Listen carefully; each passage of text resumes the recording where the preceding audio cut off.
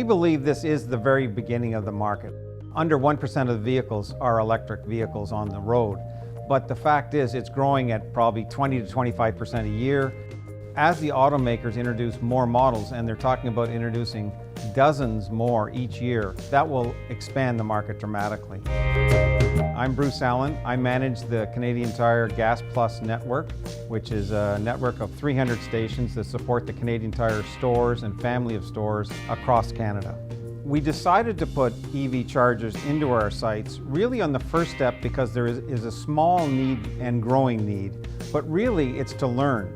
We don't know a lot about that market segment and its requirements. And the fact that FLO has the understanding of how to run a network, how to support a network, and how to keep the network current to the new vehicles that are coming out every year is very important because this market changes very fast. And Canadian Tire has a history of innovation and working on sustainability projects, and this ties to both. So it's a good opportunity for Canadian Tire to participate in this new venture. We now have teamed up with the FLO organization and network. That was after a pretty extensive review of about 6 or 7 different players that we could partner with from North America and Europe. We felt they had good Canadian understanding of the market, they were well financed, and had a good business plan. Everything we've seen so far reinforces that it was the right decision. People with electric cars understand the FLO brand and understand the value of what that provides.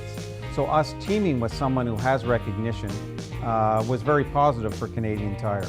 So jointly, between the Canadian Tire brand and the FLO brand, we see an opportunity to grow together.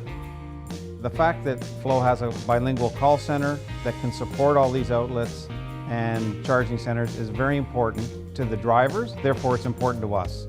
So it helps us execute and provide a high level of customer service. We've done a lot of homework on trying to place them where the customers want them. And the feedback's been quite positive.